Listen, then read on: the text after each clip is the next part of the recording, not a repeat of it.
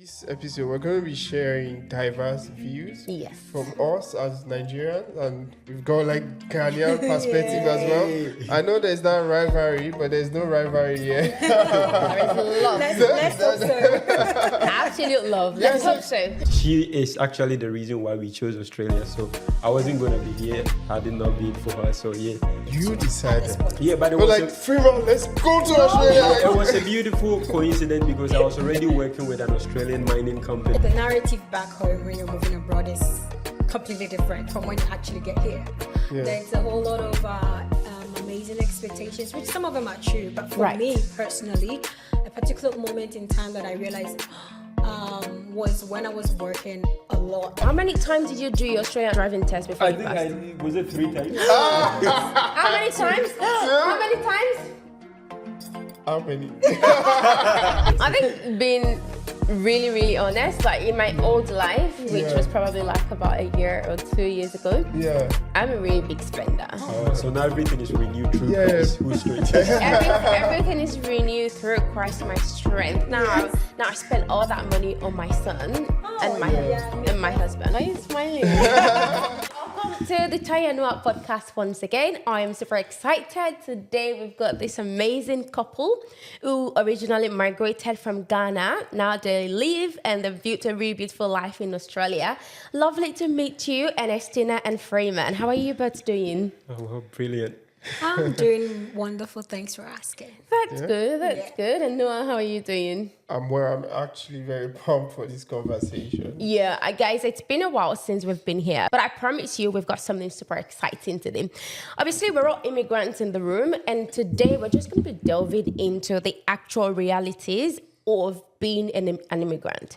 What does it actually feel like being an immigrant in this country and living life, navigating challenges? And I would really love to hear from our amazing couple, because whilst we kind of came here differently, we've had the opportunity to experience things differently. And we also would love whoever is listening, I hope that you're listening, we want you to know exactly the realities, things that you don't see on social media. I promise you, you won't even find this on ChatGPT. These are real, raw truths that we're going to be sharing based off of our experiences. And I have lived in this country for almost a decade now, and I know that there's a whole lot of things in there, but I wanted to throw it to you both, like in terms of moving into Australia, was there that moment for you where what you kind of expected and what you're getting is a little bit like worlds apart? Did you guys have any of those? I might throw that to you, Ernestina.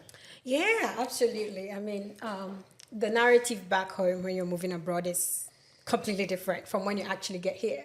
There's a whole lot of amazing expectations, which some of them are true, but for me personally, a particular moment in time that I realized was when I was working a lot. For the viewers as well, this episode, we're going to be sharing diverse views from us as Nigerians, and we've got like Ghanaian perspective as well. I know there's not rivalry, but there's no rivalry here. There is love. Let's hope so. Absolute love. Let's hope so. Did you know how to drive? Yeah, because I was already working in the mine and you were mandated to drive, so I already knew how to From drive. back But home. even that, it was still a bit difficult for me. Yeah. Within the first 2 weeks, it felt like fish out of water, moving away from your family and everything that you know.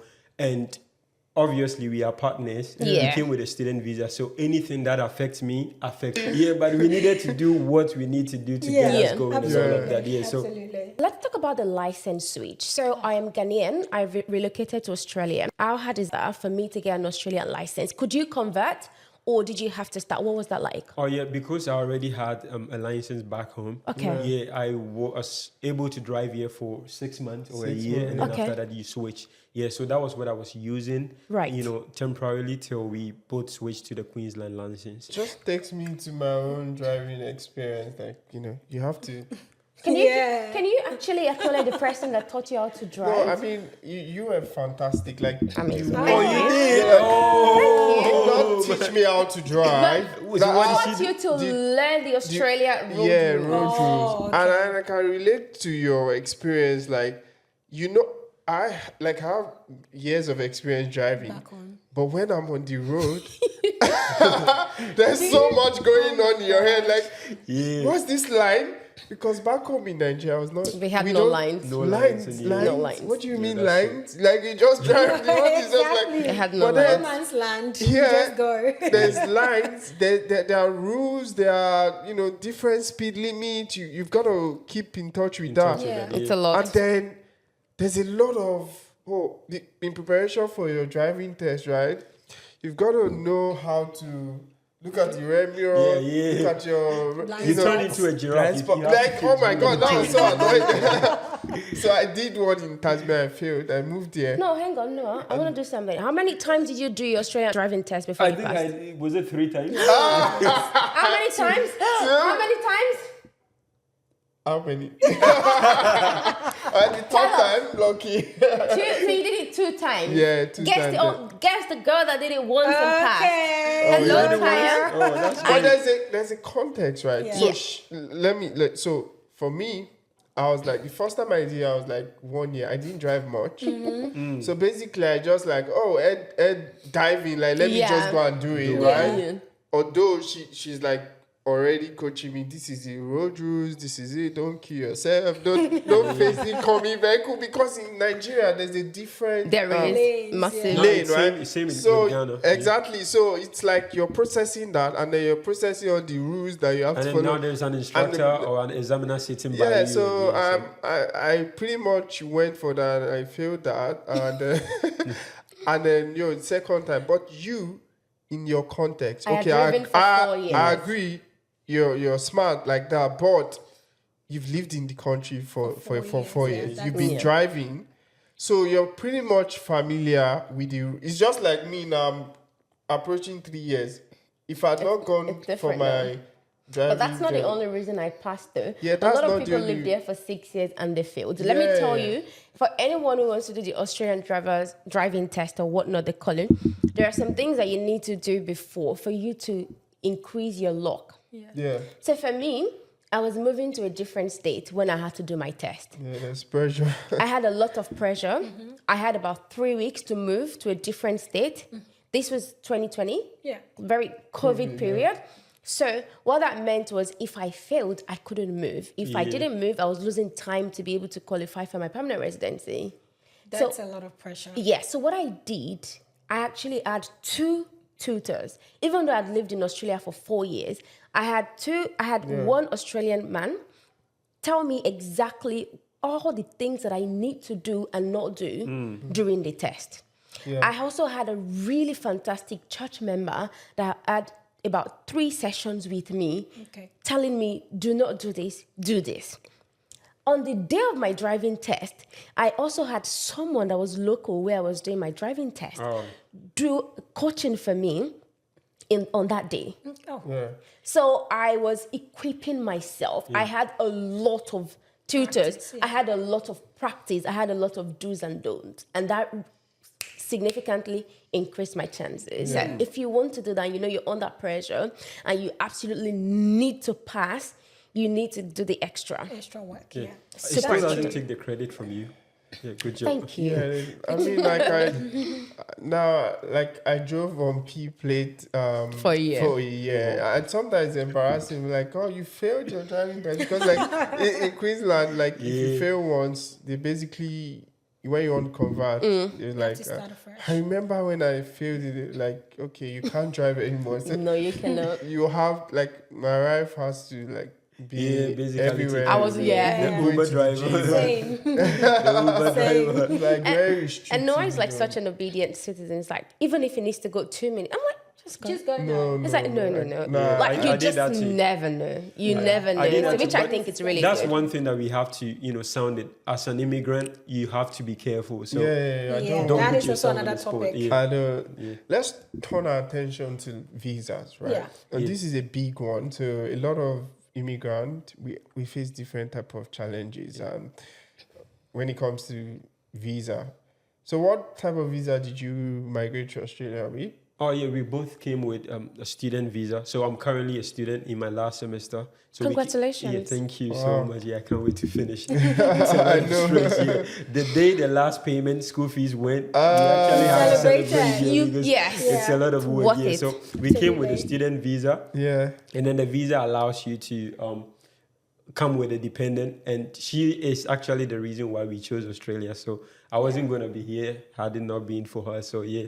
Oh. Yeah, well, likewise, but why Australia, Ernestina? Why did you choose Australia? Okay, interesting question. So we did do a lot of research, right? Yeah. I don't like being cold.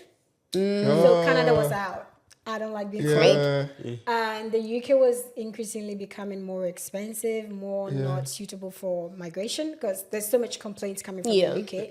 The US, too much racism. So we just honestly, with all the factors that we considered personally, I decided that Australia is the best place to migrate to. You decided. At this point. Yeah, but it But was like, Freeman, let's go to Australia. it was a beautiful coincidence because I was already working with an Australian mining company. Exactly. So when she mentioned, I just talked to my boss who happened to come from Perth, Western Australia. And he's like, it's a good place. And I'm like, no, then let's see. So I started doing my little research into Australia and I realized, it was actually a very beautiful and good country with PR, lower PR. So that was how we came on a student visa. Yeah. So with the decision, yes, I did, mainly because he doesn't like to do that kind of research. So I did the research and all the analysis and all that. And then he just had to make the final decision of, are we actually moving there or not? But the options, I did that. I like that. I love that. Would you guys do it again though? Like with what you know right now, would you, if you had to do it over again, would you come to Australia on a student visa or would you try and explore a different visa, and why if it's a negative? To be honest, we explored different visas, but my work experience was not up there to give me the points needed for us to come with a skilled visa. Right. So we just had to opt for the student visa so I could accumulate more points on that. Right. And then hit, the skilled assessment. So that was the plan. I noticed you kind of like saying partner. Is there any reason for that? Is that a Ghanaian thing? No, it's, when you come to Australia, when you go to Rome, you do as a Rome do. So when I started school, I think I took her to campus one day and then my friend started saying, oh, that's your partner. And then, it started sticking. So. Honestly, it was quite weird to me at the beginning. I was like, what you mean partner? But when I say my husband, they look at me like, ooh, so I knew I had to change my language. And so that was a cultural shock for you. Yeah, it was a was cultural definitely. shock. That was also a shock for us. Because my missus was a partner. She's like, what do you mean partner? I am your wife. Proper wife. So call me your partner. Yeah, I think it's an Aussie thing. But I think it's also because, they can be in partnership for and a not be married. long time. Yeah. That's true. They've got kids. They've been together 9-10 years. I've met them. And they're not married. That's correct. So I think that's why it's popular to say partner. Because you may not be married. Two people that have kids together may not be married. And that was actually shocking for me. Like, oh, really? You've been here 9 years? What do you mean you're not married? What do you mean you're just partners? And living together. Making decisions, that everything was together. like some event. If I go for some event, I'm like, oh, yeah, I've got a partner. We've got a kid. Oh, we've been together for 9 years. I'm like, whoa, 9 years? What is happening? And that is more than marriage. Oh my God. You're more married than us. Exactly. And then you take it forward and you be like, so are you guys going to get married? And I'm not sure. Not sure, Not really. No. Not really. Do you know why that is? You would have I think it's just because most of the people that I've spoken to, they mentioned it does have that additional pressure. Once they target marriage and like go to court and have all of those things done, it's like, now you're my wife or you're my husband. I have to do all these things, and it's just, it takes away from the point of companionship, which is what they're seeking. So they don't really want to label it marriage, and then we go through divorce and we go through all of those things. And I think the legalities is also a bit of it. Like when you're actually divorced, it's a big one. It's a whole thing to actually separate it can ruin legally. your life. It's a big process. So just on top of that, in terms of Australia, like you see reports and news about how high rate of divorces here in Australia. I was actually very shocked because I didn't know that was a thing going on. And more recently, like in my interactions with people, like, oh, I'm going through a divorce. I'm doing, oh, wow, this is now coming. Like, this is now not something I just see in the news, but it's actually real. In your own perspective, like in the Ghanaian community, you see like a widespread, but more importantly, as a new couple, you know, like I think in church we heard that like when you're less than 10 years, that's when you're more vulnerable. Like the storm, you know, we're getting to know each other, we're trying to bond, and there's all of this pressure here in Australia, financial pressure. How do you balance that in a way that it doesn't? You guys prioritize yourselves over any pressure. Too many questions there, but so I'll first start with the Ghanaian community. We are in close contact with them, but we try to stay out of people's businesses because one thing that I've always learned is people's businesses could affect you. So we try to stay out of businesses, so we don't really know the numbers and all of that. But coming back to the main question, this is how we do it. Reassurance. So I'm always reassuring her that she's my friend. Aww, and I'll give you an example. Cute. We from Africa, anytime I went out with my friends, only one person paid, and there was never, misunderstanding or any fight.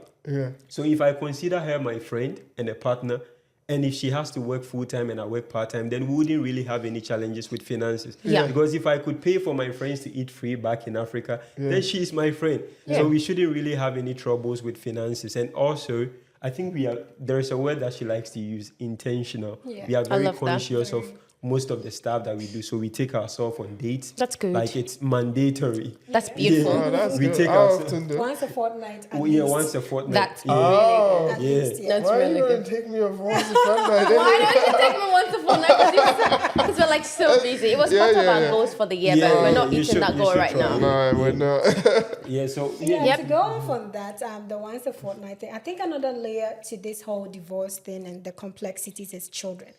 We're lucky we don't have kids yet. Right.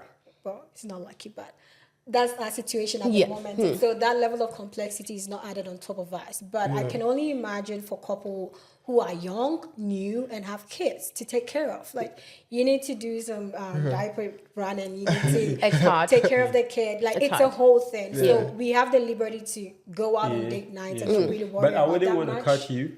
But I wouldn't want to boast you. But I'm sure even if we had kids, we'd still be fine. Absolutely. Because we understand ourselves. Definitely. And mostly coming from an African community, a man wouldn't really want to cook, do the house chores and all of that. But I do that all the time. That one that you I thought enjoy you had. And then sometimes I call her from work, hey, I made this fancy jollof. Do you want me to bring it to work? Yeah, come on. That's sweet. That is so sweet. I do the laundry. And I don't fold it. I keep it in the sofa so she can see that I did the laundry. So I take my 3 points from there. I love that. So when you're intentional with it, absolutely. And that's another reason why I was saying we try to stay out of people's businesses so they wouldn't be in our businesses. Why are you, the one cooking in the house? Why? No, we don't want that trouble. So we try to stay away from people's trouble. Oh, is that a thing in Ghana as well? Well, I learned absolutely. You call it African man, right? The African man mentality. Oh, it's definitely a thing in Ghana. In African culture, well, in Ghanaian culture, the man is prioritized, the head of the house. Yes. Which is great. It's definitely a thing where the woman is usually tasked with doing most household chores and taking care of domestic things and all of that. But then again, when you go into each of everyone's marriage contexts, it's different. It is different. The dynamics are absolutely different. And yes, I am so grateful for Aaron for always supporting and making sure that the home is running, even when I'm not able to. That's good. Going off on the fact that I said that we don't have that layer of complexity, it's not to say that if we did, we would not be showing up for each other. It's the fact that we are still prioritizing ourselves every single day. It's an intentional decision that we make. And I think it's going a long way to really help the two of us. I think you touched something super important with the kids part, and I love the fact that you acknowledge that it does have some sort of complexity, and it is just the truth. So if you're just like the two of you by yourself, it's easier. Even if you think about our context right now, anytime we have grandma over, life is relatively easier because she's just there. We can travel for work. We can do a lot of things without thinking, okay, we can shoot podcasts too. We can shoot podcasts as well. Exactly. See our life? The last time we did like 5 months ago.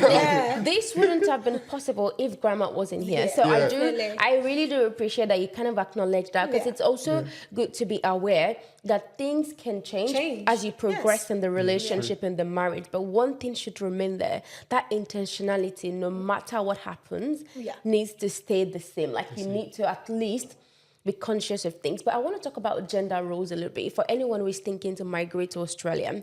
So do you think life would be hard for a man that thinks the woman needs to do everything, living in this country? I might go one after the other. This place is not for you.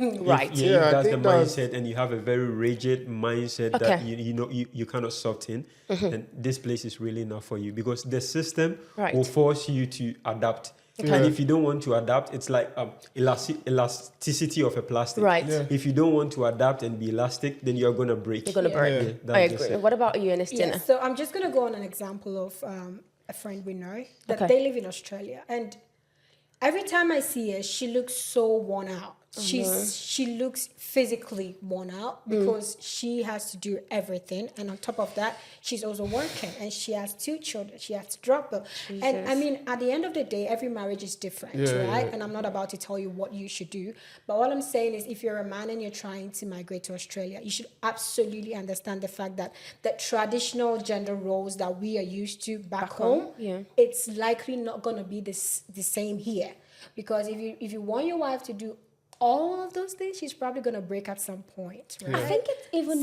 mean to expect that of anyone. Yeah, it is. I mean, I might be like, I'm really speaking for all the women out there. Like, if you're a man and you think, oh, I'm the African man, this and that, do you love that woman? Do you care for that woman? Exactly. Are you a kind person? Because why would you allow one person, and you go to work, we do the same work, even if we're not doing the same work?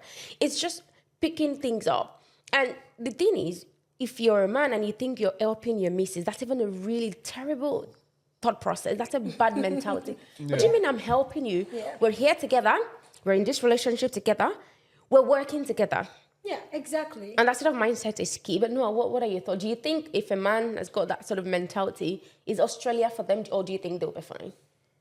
Well, I think the obvious thing is that we've got some men like that here. We do, and it's hard. Like you said, it's a truth. It's the truth. Like you've mentioned, right? So basically, everybody have different dynamics. Yeah, true. But I think life will be harder just because, like you said, the design of the country does not allow for that type of. Now, there's a difference between that and recognizing my place as the head of the home. Yes, right? absolutely. Because some people, right, mistake that like, oh, okay, the fact that I'm in the kitchen or I'm doing laundry or reduces your masculinity. Does not reduce. And also, I always think about it as well. There's an enabling environment for that, and here's what I mean. So my wife will not belittle me or make me feel like, there's some contexts where invariably or unconsciously, you may be making the man feel less of himself. Like, I do this thing with joy.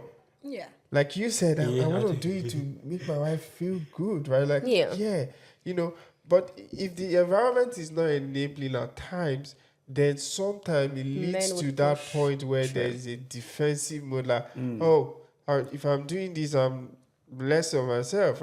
For example, when you're a student, like, you work 20 hours, your missus has full right? Full working right, so if she comes and she says, I'm at work, why are you not cooking? They even cook. You didn't even make food for me. Like, look I've at been the working house, all like, day. all those kind of things. I'm so stressed. I want to make more money for the house, but you just wait. You don't, like, you're waiting for me. That's rude. What do you think your reaction will be? It's very rude. Will you still be like happy to, like? No, I'm not sure. Like that environment, even though like your nature is to do that, it may change you. Like, so that is the part that people don't say, right? Yeah, that happens as well. It does. Yes, so it does. everything is, I always give credit. Like, Thank you.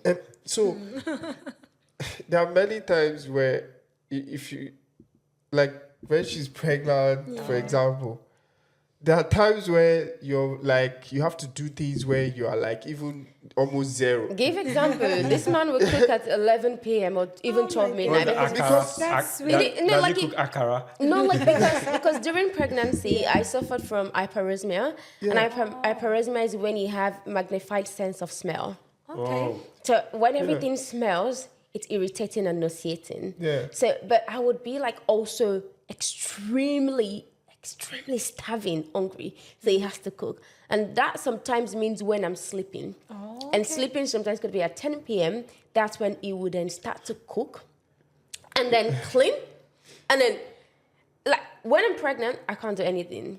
I just don't, I don't have the ability to do anything. So he literally does everything with the business, with me, and I never have to ask. That's incredible. That's incredible. I never have to ask, like, oh, go and like do this. Even days I know is visibly tired, I never make it look like, but you know, I'm pregnant, like I'm carrying a child, you know, like, and those things can happen. And those things can happen.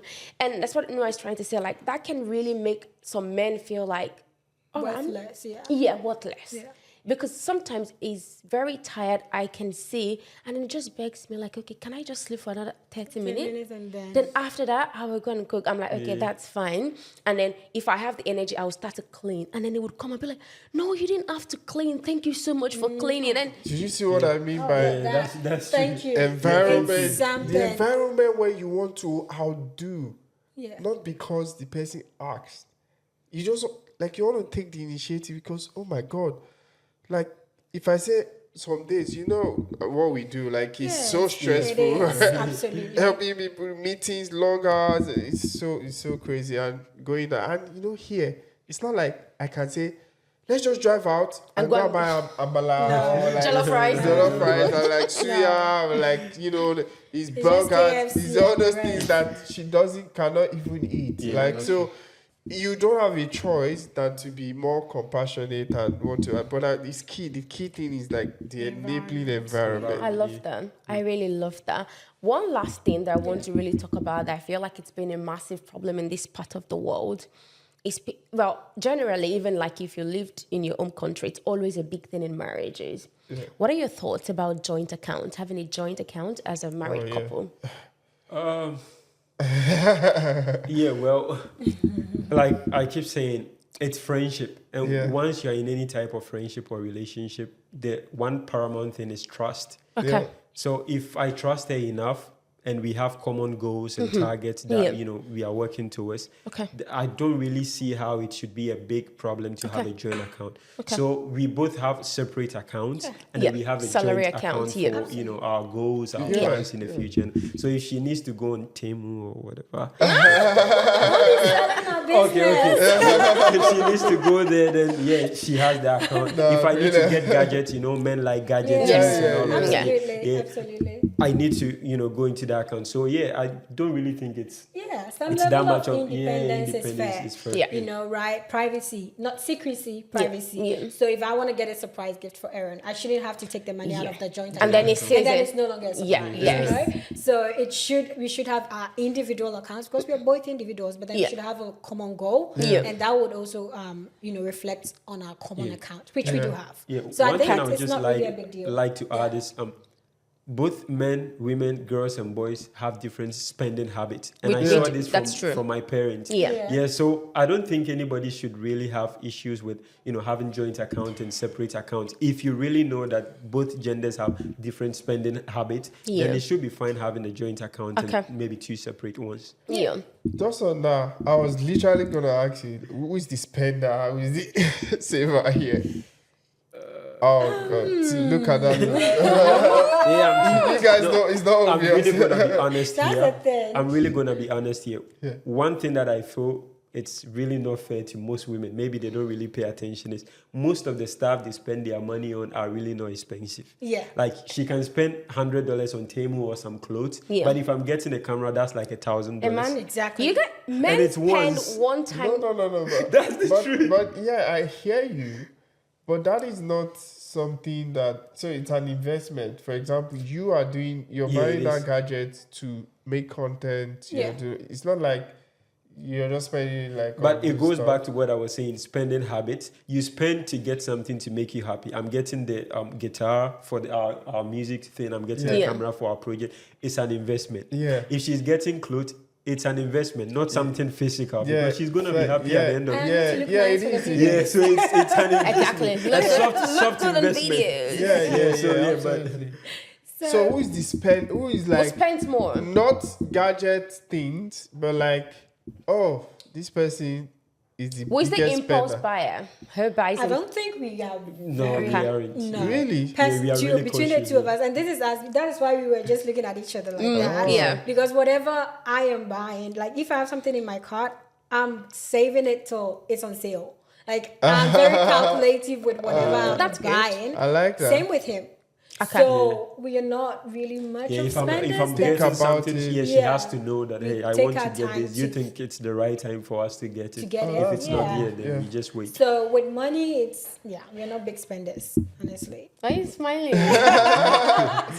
I'm afraid to ask the same question. Yeah, when we have them on our place, We then will. we put them on the spot. I think being really, really honest, like in my old life, which was probably like about a year or 2 years ago, I'm a really big spender.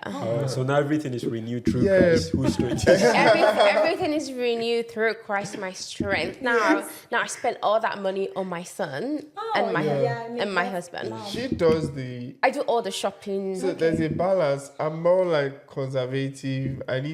I'm more of like No, a I could care less. logical buyer. I don't even buy clothes for myself. He could care less. does. He will just wear the same black shirt. Same thing, like buy a camera, stuff, right? Light, all those kind of gadgets. I'm there researching that, trying to buy that. But I can't remember the last time I bought clothes for myself. But in part 2, we're going to talk about like who chooses your clothes. We're going to dive deeper into food. Yeah. Dive deeper into other things. So you guys stay tuned. Stay tuned. There's going to be a lot.